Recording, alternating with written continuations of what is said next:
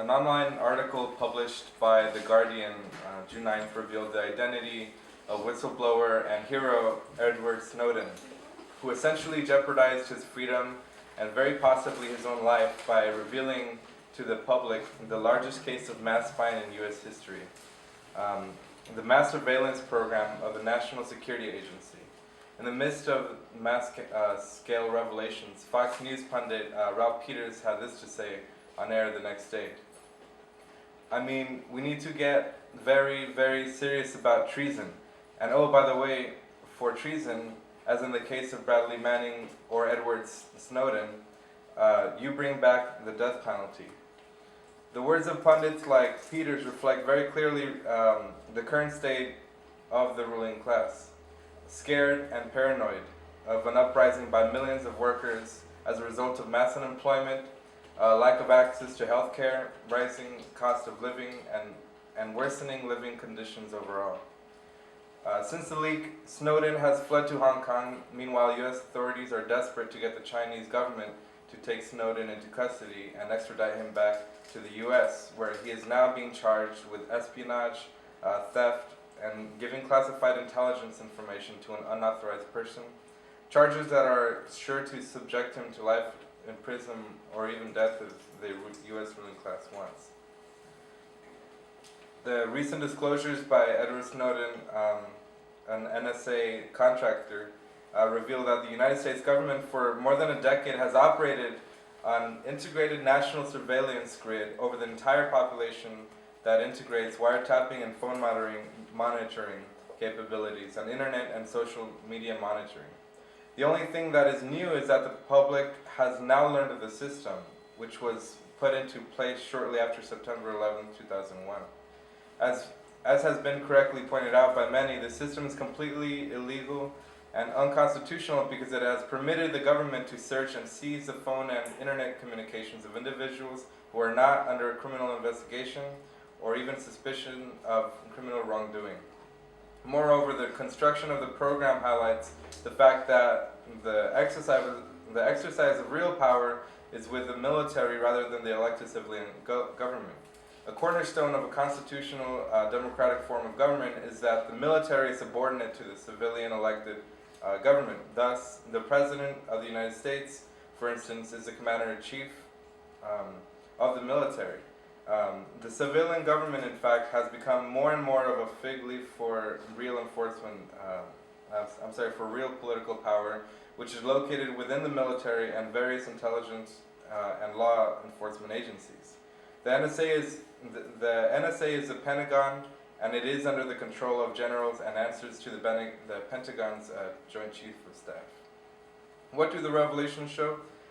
Information about every phone call made in the United States is collected and stored by the Pentagon. What number was called and the length of time for each phone call is collected and stored. The Pentagon has a target list of between 500,000 and 1 million people whose every phone call is recorded. The program has been kept secret according to the President, Congress, and the military so as to prevent Al-Qaeda from learning about its existence. But we all know that the argument is a complete joke.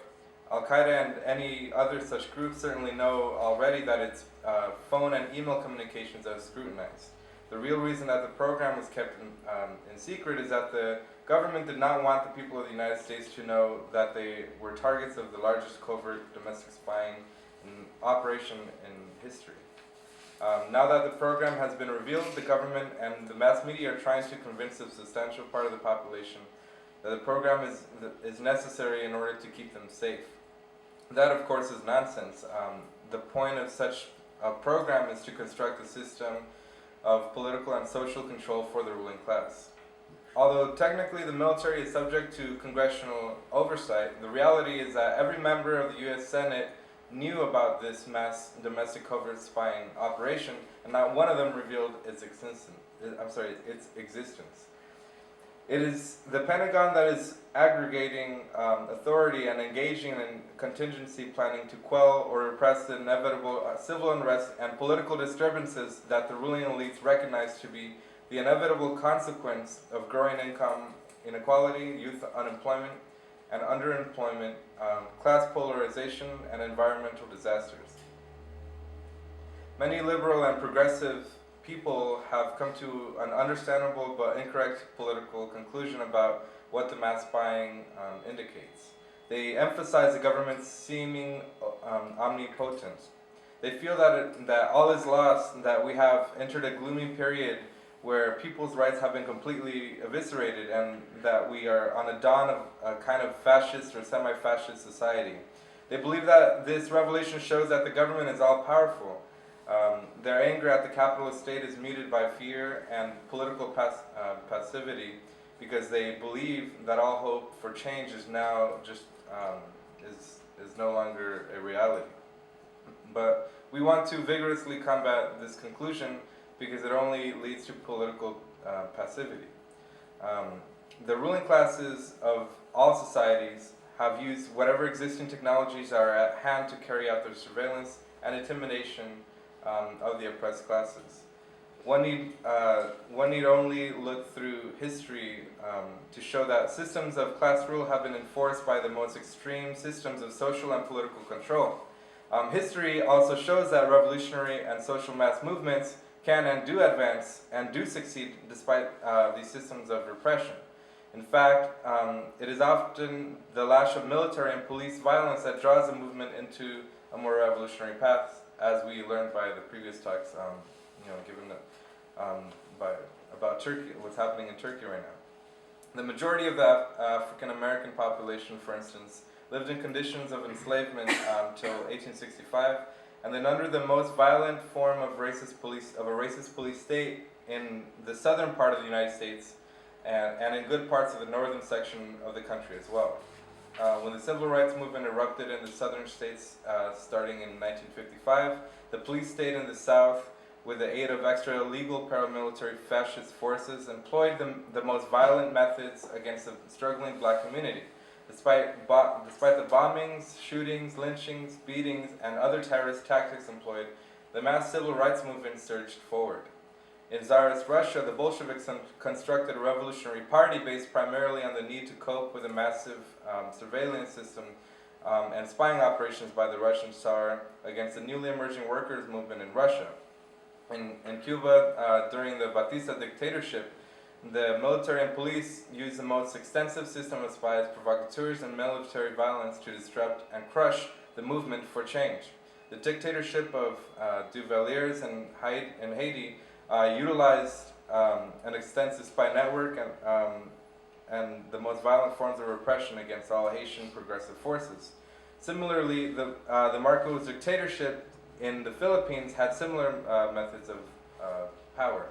The Shah of Iran, a U.S. puppet, imposed the most severe and autocratic and repressive regime against the Iranian people with the help of the CIA, and yet, despite the vast system of repression, the Iranian people rose up and toppled the regime. Every ruling class uses available technologies to build systems of political and social control.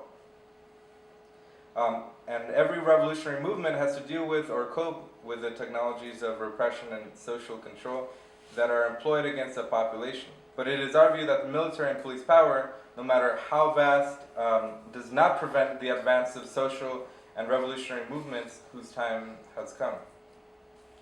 A mature revolutionary movement must build organizations that understand and can come up with effective strategies against the systems of political and social control, and the myriad ways that the state power is used to obstruct, subvert, or crush progressive mass movements. But we can in no way agree with the conclusion that the advance of the state power is in of itself the decisive factor in the historical process. The power of organized, oppressed people is greater than all other power. If a substantial sector of the U.S. working class, for instance, engaged in a general strike, if the ports were closed, if rail service stopped, if key industries were shut down through the strike weapon, the surveillance power of the NSA would be minor in comparison to the power of the organized working class. In looking at the impact of the NSA program, let's also review what has actually happened in the past 12 years since the program was constructed. In 2002 and 2003, a massive anti-war movement of unprecedented scope arose in response to Bush's planned invasion of Iraq. Hundreds of thousands of people were in the streets, not once but month after month. The movement spread globally. On February 15th, 2003, literally millions of people in almost every country were in the streets together. The New York Times characterized the power of this vast movement as the second global superpower. In other words, a power that could potentially rival that of U.S. imperialism.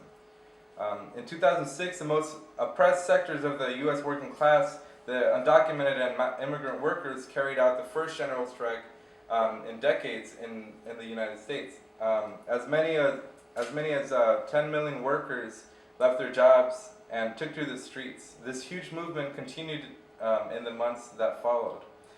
We now know that during those two mass movements, the NSA program was in full effect. And it was collecting internet and email communications and monitoring phone calls. These mass movements died down in their intensity, but it was not as a consequence of the exercise of the NSA spying program. Every mass movement, of course, has ebbs and flaws, high points and low points. The fact that these mass movements were not sustained at their initial level of intensity was the result of a complex set of circumstances and political contradictions.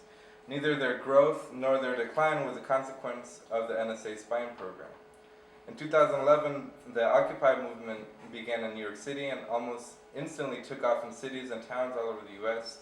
The government, as we know, utilized the Department of Homeland Security, the FBI, the NYPD, and other local law enforcement to carry out a nationally coordinated crackdown to evict Occupy movement from public spaces, and by doing so helped collapse the movement. But we do not believe that the repression against the Occupy movement was such ferocity that it was a foregone conclusion that it would have extinguished the movement. In fact, we believe that the organizational and tactical orientation of the Occupy movement was what made it vulnerable to be easily disrupted, subverted, and repressed by the government. Its anarchistic organizational orientation allowed for easy disruption by police agencies, and its absence of centralized leadership allowed the movement to be utterly confused about what to do next in the face of a centralized military type response by the capitalist state. The downfall of the Occupy movement, however, was not defeated of a historical magnitude. It was not of a devastating character. Thousands of people were not killed or imprisoned. In fact, it would be easy for a similar mass movement to reignite in the United States or elsewhere. And of course, the material basis for such mass movement is even greater today than it was 2 years ago. Growing youth unemployment, poverty, income inequality, class polarizations, all these conditions are central and not peripheral to the current stage of globalized monopoly capitalism. So Marxism takes a different approach than liberalism to the question of the state. Marxism's view of the state was best and most succinctly explained in Lenin's pamphlet, The State and Revolution, which was written in 1917. While liberals and other non-Marxist radicals believe that the capitalist state can be reformed and become an instrument of social change, Marxism considers that the state to be the enforcer of the interests and needs of the ruling class. It arises from within class society but develops to stand above society, while it in fact still remains an instrument of class rule. In our case, the rule of the bankers and other monopoly capitalists. Lenin, in The State and Revolution, points out that the essence of the modern state is lodged in the institutions of violence, coercion, and force. Specifically, the state is represented by the army, the police, the courts, and the prisons. In that sense, every state is a police state, regardless of the political form of the state. The ruling classes maintain their power through myriad means. First and foremost, they use the instruments of the media and the educational and religious institutions to shape political consciousness that conforms to their class rule. In the case of bourgeois democracies, they allow for elective representation so that a significant sector of the oppressed classes get to vote every 2 or 4 or 6 years for individuals who will remain the capitalist government, maintain the capitalist government structure. Even in the most democratic forms of capitalist state power, the army, police, and courts and prisons are routinely used as a mechanism for political and social control. When protests turn into rebellion, it inevitably is confronted with military or police power. When workers strike, the capitalists utilize the police and courts to act against the workers. When landlords or bankers need to evict families from their homes, they are able to call on police power to accomplish their goals.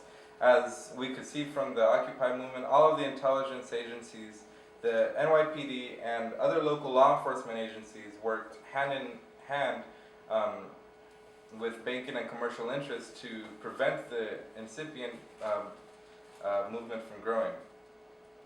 The ruling class prefers to rule through the mechanism of consent of what they call the governed, rather than having to maintain tanks and bayoneted soldiers at the street intersections. Class rule exercised through the mechanism of consent is more stable than through the exercise of naked military and police power. But when confronted with a threatening mass movement or rebellion from below, the ruling class resorts to the utilization of military and police power. The ruling class always insists that protesters remain peaceful while never hesitating to mobilize armed forces against them. The Marxist view of the state is that the state in modern era stands above and over society, but serves the interests of the dominant economic class. In our case, the state is the enforcer of the rule of the capitalist class and its property interests. Under rule of capitalism, the state has taken many forms. We have seen examples of bourgeois representative government, military dictatorships, fascist dictatorships, and even monarchical rule. The forms change, but the core state institutions have functioned as defenders of the capitalist class and capitalist property relations. It is essential for revolutionary organization, and in fact all progressive organizations, to develop organizational methods and tactics that take into account the strategy and systems of social and political control erected by the ruling class. But it would be entirely ahistorical and a reflection of middle-class defeatism to believe that the capitalist ruling class has now become some sort of omnipotent power by virtue of the fact that it has acquired the technologies and decided to employ these technologies in creating the NSA surveillance program that have been revealed in the last 2 weeks. The history of our class in the United States and throughout the world is that the power of the people, especially once they are conscious and mobilized, is the greatest power of all. When the ruling class can offer vast sections of the population a future of greater poverty, unemployment, and repression, while they simultaneously grow ever richer, the inevitable political and social discontent and